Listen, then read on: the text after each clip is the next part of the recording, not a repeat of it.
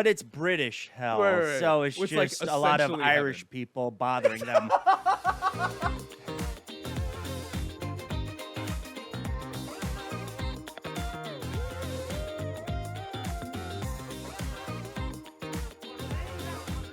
Hey, welcome back to Sugar Beats. My name's Colin Glowinky, and I am here with Bob Pierce.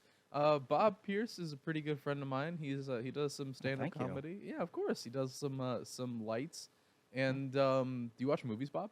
I do. I Yeah. do. Whenever one's playing and my eyeballs are facing it, yeah. Absolutely. Do you have Yeah. like a go-to late night movie where you're like my dad had one, which was anytime The Rock with Sean Connery was on, he would fall asleep. And that's it. Well, that is the best Michael Bay film, absolutely. Is The Rock? Oh yeah, yeah. Okay. Actually, okay, I Actually do prefer Transformers 4, but that's fine. for really with Marky Mark, With Marky Mark, absolutely. That's why where I love he's it. supposed to be like a genius computer expert person, but he can't make a robot that causes a roller to go up and down. Yes. I don't like movies because they're good, Bob. But something. Okay, actually, I do, and this is an old habit of mine. I have to throw on an episode of Mystery Science Theater 3000 to fall Yes! asleep. That's such Yeah. a good. Okay, Mystery Science Theater 3000. If for any of our viewers who don't know what it is, I normally say Google things, but I'm passionate about the subject. So, Oh, if you want to just talk about Mystery MST3K this whole time, I'm oh down. my God! Welcome to the Mystery Science Theater 3000 podcast. My name's Colin Glowinky. Let's crack straight into it. All right, yeah, Cambot, give us rocket number 9. There we go. Yes, absolutely. It's a show where they have a bad movie that is okay. It starts off where there's a main character person who is like a courier for a space company, and then Well, he was a janitor, but he was an inventor. Yeah, yeah. His evil, mad scientist bosses didn't like him, so they shot him into space. Honestly, the premise is explained in the opening title song. yeah, which is also it bangs. It's so good.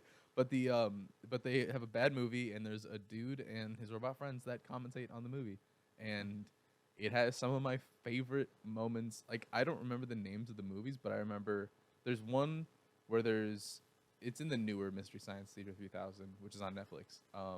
I watched those. I don't They're okay. dislike them, but yeah, they're just okay. Yeah, I feel like they needed a little bit more time to work on them. I feel like they're just trying too hard. The writing was a little too quippy for me. Yeah. It felt like they were always trying to be like have like a pun on the end of stuff. Sometimes you need a bad movie just to speak for itself. That's true. There's a moment in the newer one where there's an alien movie, and the aliens have made contact with like the police, and they're in a standoff, and a cop. Wait, was this the Mac and Me one?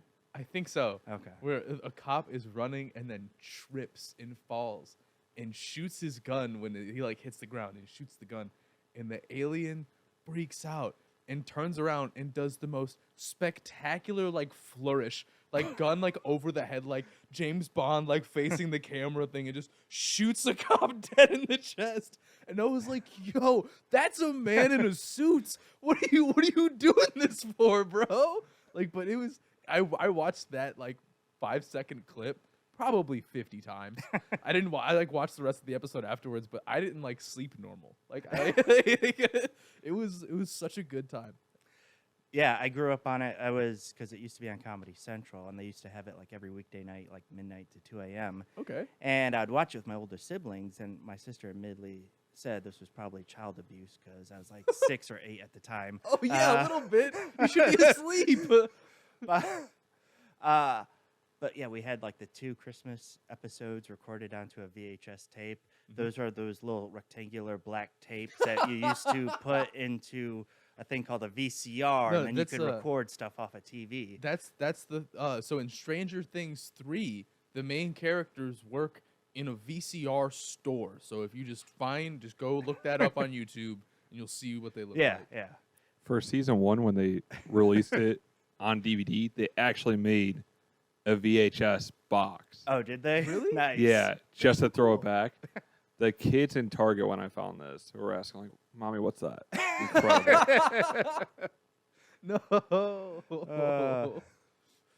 So are you more of a Mike or a Joel? Or I guess now Jonah. Probably. I like Joel. I think they did a really good job casting Jonah. Yeah. Honestly, it was more the writing for me. I like Jonah as a character. He's Yeah. fun. He's energetic. He's engaging. Yeah, I mean, I've seen some of his stand-up stuff, and I like him. He, Yes. Forget his name. well, it's Jonah something. Yeah, it's his last name. It's- Uh, we'll pull it up. but I guess because of watching it as a kid, I'm more fan of Joel because I just Okay. really like the deadpan, sleepy-eyed, no energy. I mean, like you've seen me do stand-up. I You do like to some of have that. a kind of a slower, deadpan delivery. Yeah, very deliberate. Yeah, I like to say when I tell jokes, I deliver them much slower. That way I don't have to come up with as many jokes. I could turn a normal comedian's hour worth of material into 10 hours worth of material. Okay, I think we got our name. What's the name? We have Joel Hodge. Joel Hodgson is the creator, yeah. Thank goodness. Joel Hodgson and Mike Nelson, but the new guy, Jonah, I don't know his last name. Jonah something or another. But actually, Please hold. Joel Hodgson co-wrote Jerry Seinfeld's first stand-up special. Ooh. Yeah. Jonah Heston. Heston. Okay. Heston. Mr. Jonah Heston. All right. Congratulations. You're a very, very good actor. And Yeah. also an entertaining Great person. comedian, yeah. Yeah. And we got that information telepathically from God. God also happens to be in the room in front of a computer. Well, what else would God be doing right now? That's right. Text never get no respect. Text don't get enough respect. That's right. Should be Uh, happy. We just called you God. So I know you've done some improv as well as stand-up. Which do you like doing more? I think they both provide something a little bit different. I will say the risk reward is different in stand up. Like a lot, stand up feels like a lot more tightrope walking. And this is not a good analogy because it never really feels like you're actually walking a tightrope on stage. But like you go up on What a stage. bit that would be. But the whole premise of like when you go on stage and you see the audience and it's just you. Thank you for the ASMR. But if it's just you on stage, when the audience laughs, it's for you. Yeah. I did this. Obviously, the host or whoever else like brought you up on stage and stuff like it's you were part of the production of the laughter in a very like tangible. This was my thing sense, and that's not necessarily different for improv. It's just improv is a lot more about protecting your scene partner if you have a scene partner, Yeah. or sort of like you're It's a shared effort. yes, it's a group effort, and anytime that you're in a group effort, like I think a lot of things like in a competition, most people are like it's about winning, but I think most importantly, like we take injury timeouts for stuff. Yeah. Like, the most important thing is to like protect the people that are on your team and protect the like that portion, because even in war, like people stop for casualties and stuff like that. Like it is Yeah. just a very, very human thing to want to protect the people that you're in a group with. Well, I know I don't remember who initially said this, but there's like a line about like when doing improv, if you're not having fun, then you're the asshole. Yes. Because it's like, yeah, you're essentially getting to be a kid all over again, just play pretend on stage, doing like if you ask any 5 or 10-year-old what they want to do, and it's like, oh, I want to be an astronaut cop. It's like, do you really want to be an astronaut cop, or would you just like to play pretend you're an astronaut cop? Because that's a lot safer. It is absolutely a lot safer. And I think it definitely is. Like they're called games. Yeah. Like you literally go on stage and play games. Your job is protect the people that you're on stage with and have fun. Yeah. And if you're doing that, and I think the bar this could be so far off base. I think the bar is set a little bit lower as far as like laughter sense for improv. an improv audience.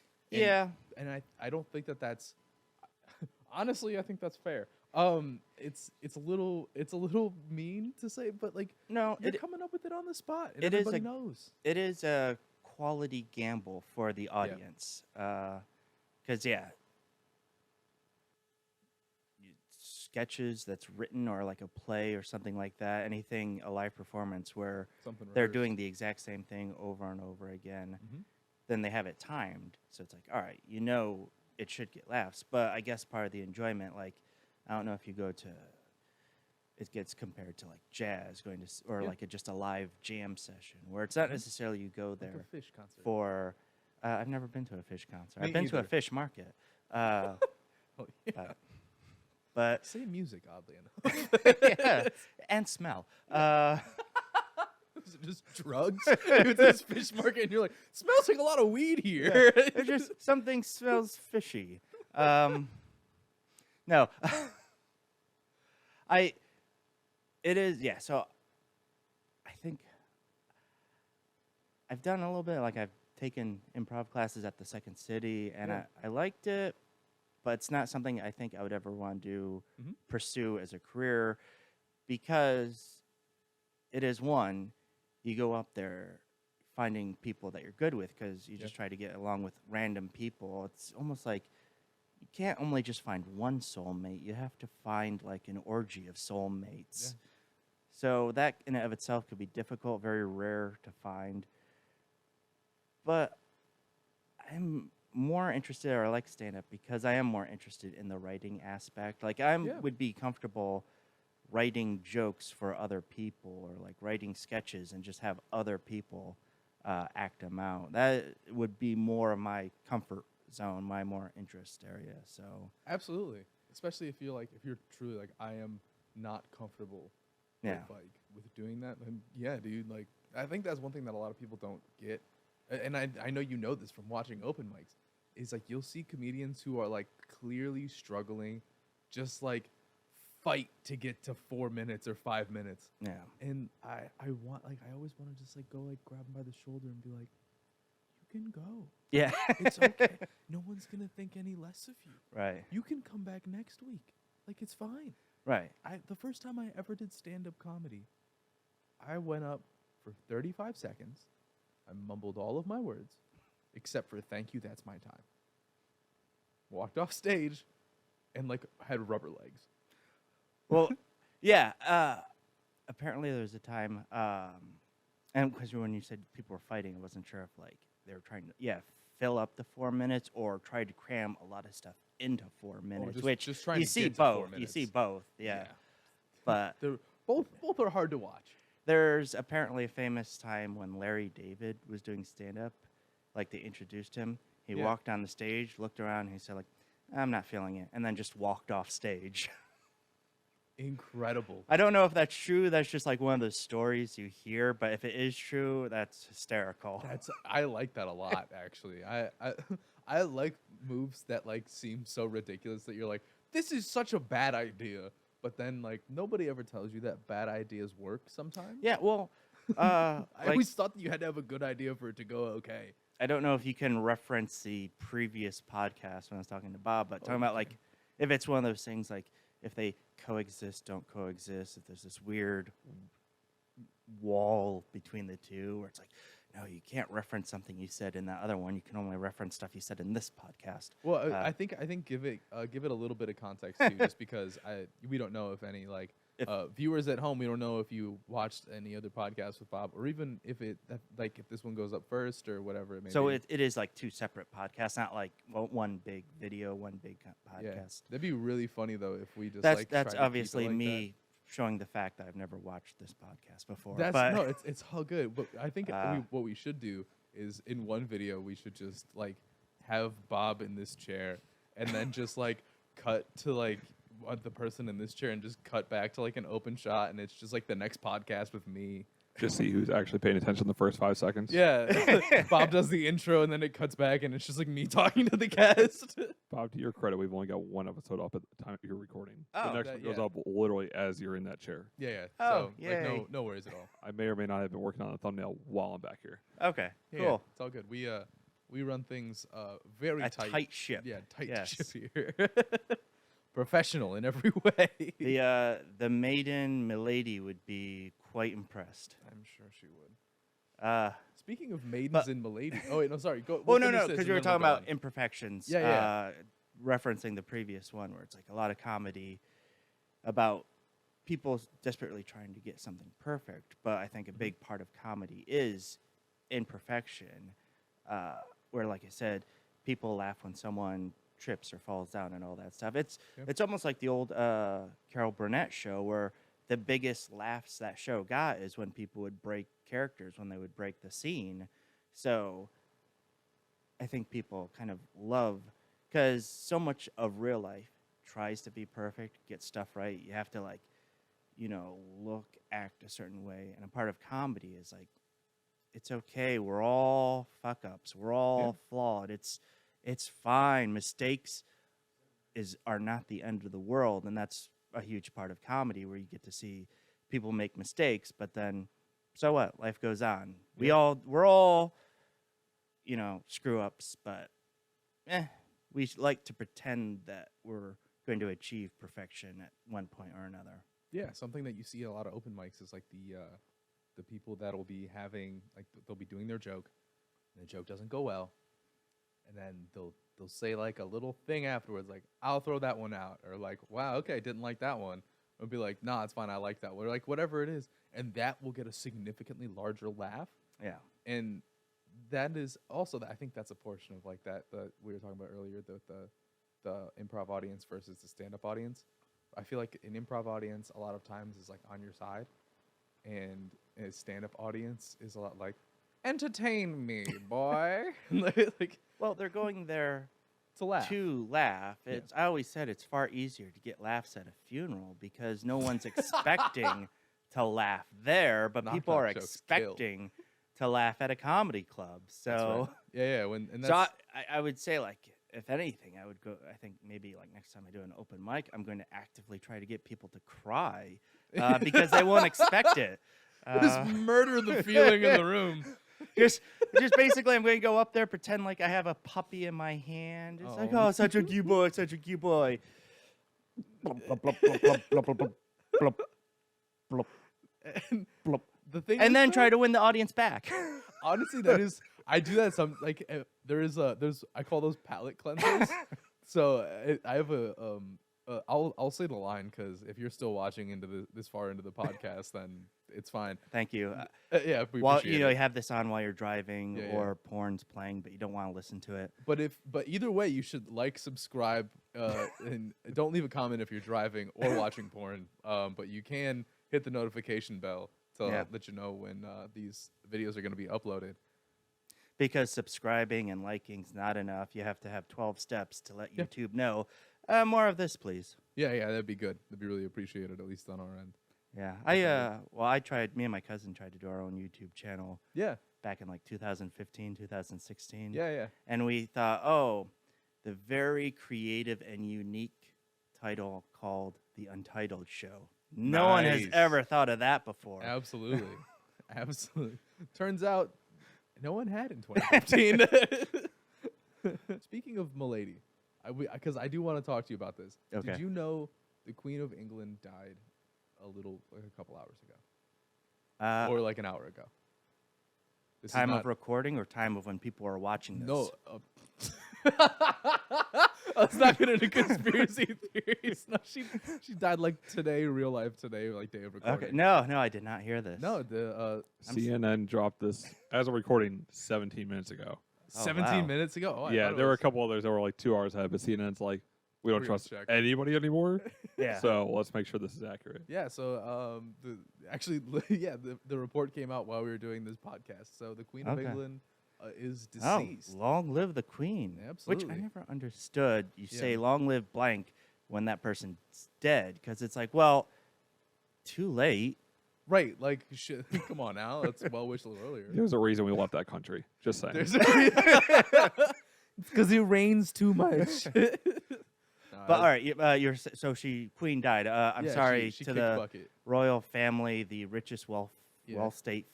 welfare family. What? Fuck, I fucked that up. Congratulations Yeah. to our UK viewers. Commonwealth. Commonwealth. Yeah. Commonwealth.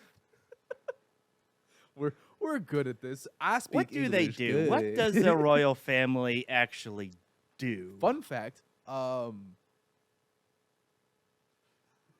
Yeah. No, they're kind of like figureheads at this point in time, which is cool. Okay. So she died. She's reunited with Princess Di. Yeah. What a conversation they're gonna have. Like you think they like they both I don't know, maybe Princess. Let's just say they both go to hell. right. And, But it's British hell, Right. so it's Which, like, just a lot of essentially Irish heaven. people bothering them. And you got to remember, no tea. No tea in British no hell. tea, no tea in British hell. You think Queenie is coming down and she sees Princess Di and she like walks into her room and she's like hello dear, and like Princess Di's like a little kid and she's like hi mom. Like, you think or you think she's just gonna go feral on her like immediately? I vote on feral. I don't know. Well, I'm trying to think of get every famous now dead photographer to follow the Queen. That's actual hell. You're saying- and they're all Irish. Yeah. Sorry, it's we're Constantly going- drinking coffee. Oh Damn my them. God. Awful. No, And they don't colonize anyone. Ugh. Fun fact. That is pretty cool. We probably just had the last British monarch to colonize.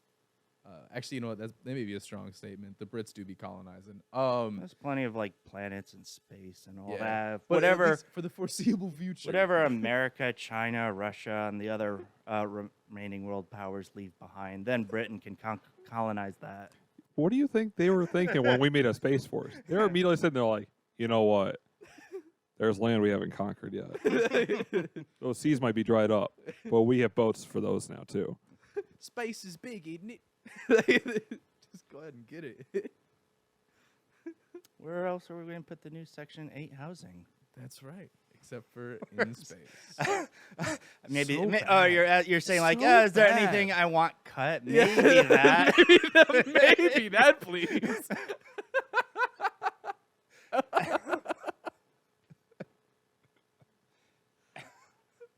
We'll just splice in you apologizing. We'll just Honestly, it's I made an apology video for all things I would eventually say in the future. You did? Yeah, it was like I know I said was offensive, and I apologize, and you got hurt, and fill in blank of the people I offended. Just Mad Lib? Can you send that to us? Can you Because like send us that we'll edit that in.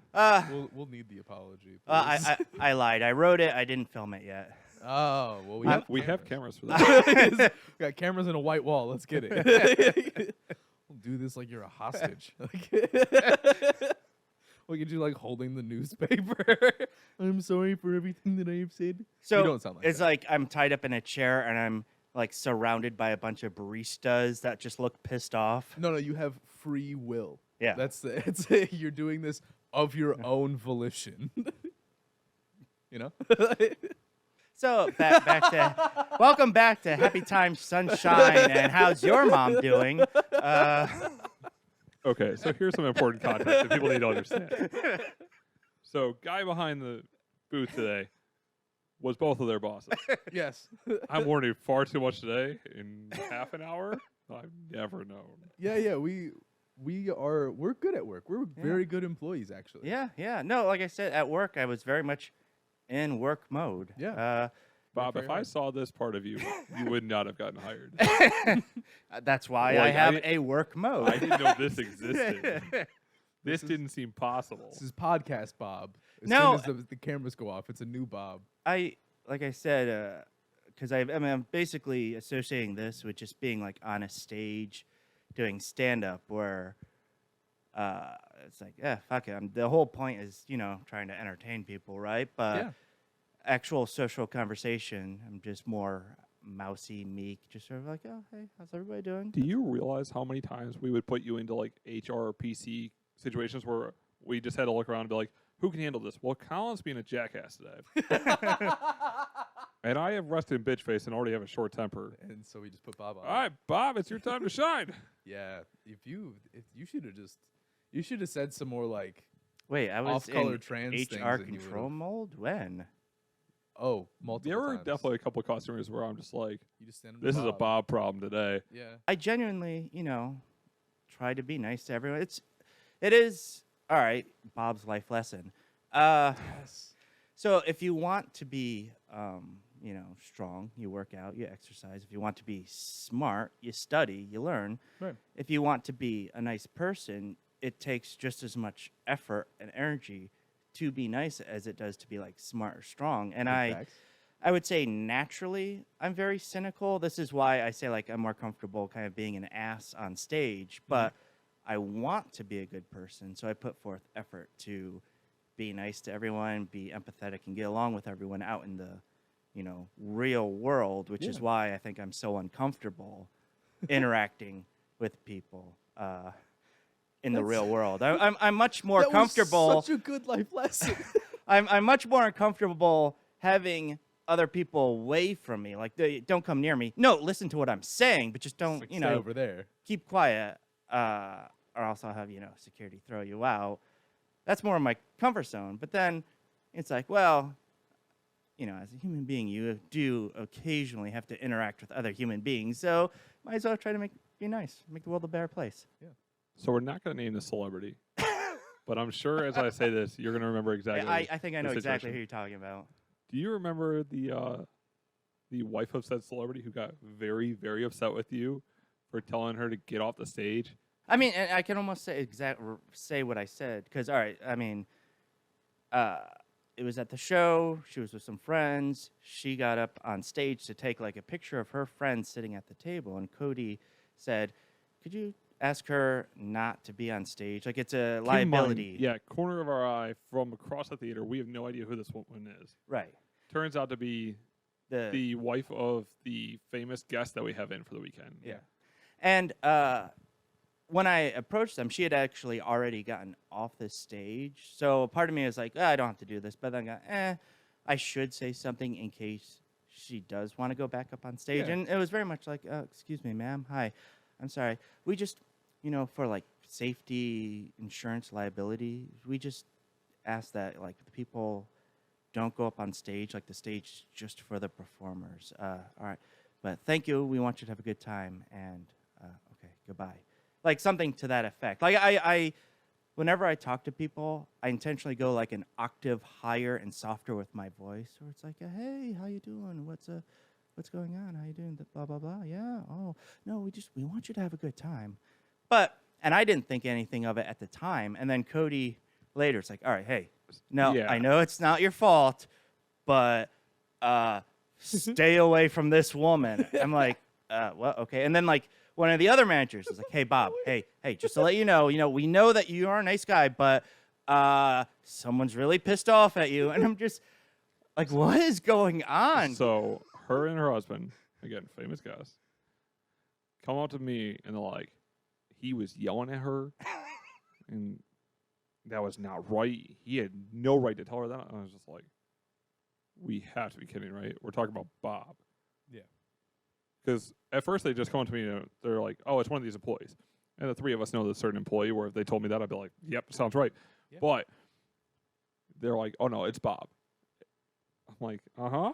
I literally just have to go over and be like, I know you did nothing wrong, and this is going to sound terrible, but I'm going to need you to just go over and pretend to apologize right now.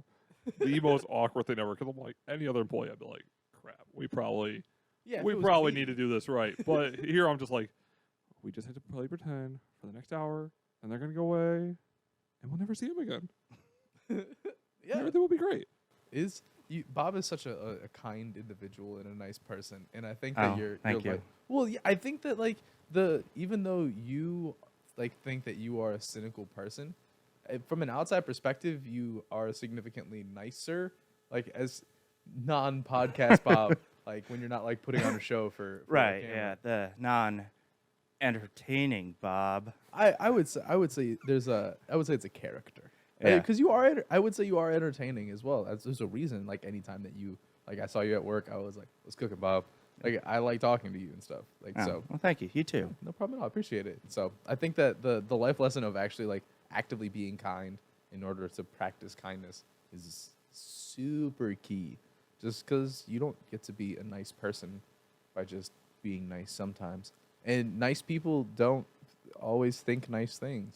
Well, it's like I said, people often complain about like how awful the world is, like terrible this and that, and it's like, well, do something about it. You don't have to like cure cancer, feed everyone in Africa, or all that stuff. Just Right. be actively nicer or just more empathetic or understanding to the people around you, like complete strangers. Yeah. Like if someone cuts you off while driving, yeah, you get pissed off, but then you take a second. It's like, maybe they're on their way to the hospital. Maybe it's an emergency. It's just so if you just force yourself to wrap things up.